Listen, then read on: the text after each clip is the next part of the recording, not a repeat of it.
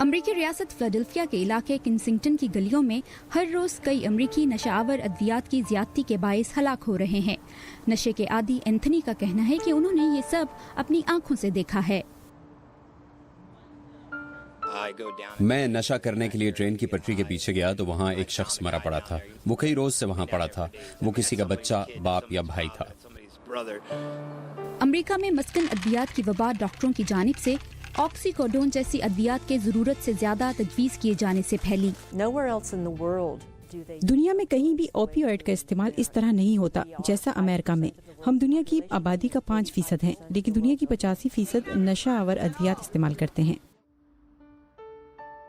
1999 سے اب تک 1,83,000 اموات ان سکون آور ادویات کی وجہ سے ہوئیں۔ لیبارٹریز میں زیادہ طاقتور مصنوعی مسکن ادویات کی تیاری کے باعث اس شرح میں 4 گنا اضافہ ہو گیا ہے۔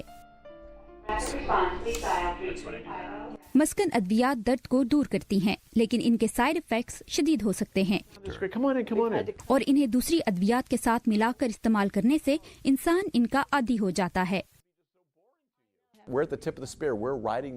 مریضوں کی جانب سے ڈاکٹرز کو سکور دیے جانے والے نظام کے باعث ڈاکٹرز پر بہت زیادہ دباؤ ہے کہ وہ ان ادویات کو تجویز کریں جو مریض چاہتے ہیں۔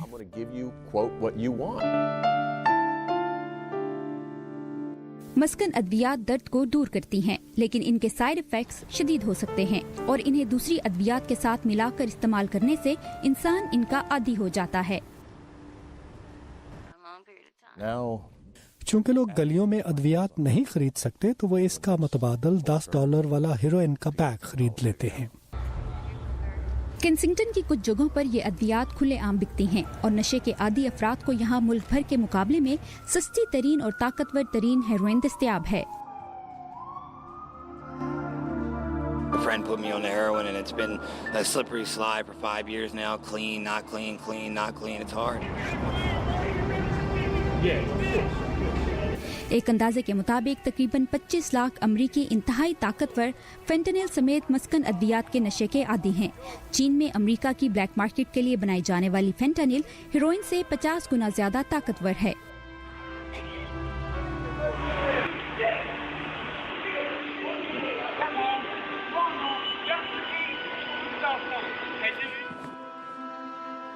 ڈیوی کے مطابق فینٹنل کی تھوڑی سی مقدار کو ہیروئن سے ملا کر پینے سے انسان کی ہلاکت ہو سکتی ہے۔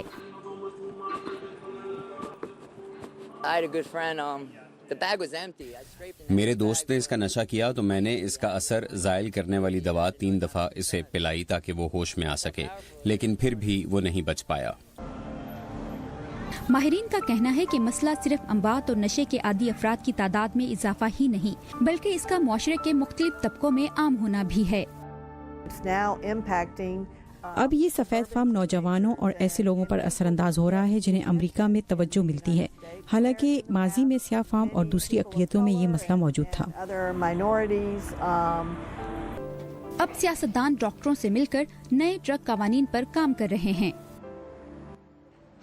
ادویات کے استعمال میں اضافہ اب امریکہ میں حادثاتی اموات کی سب سے بڑی وجہ ہے۔ ہم نشے میں بری طرح ملوث افراد کی مدد کرنا چاہتے ہیں۔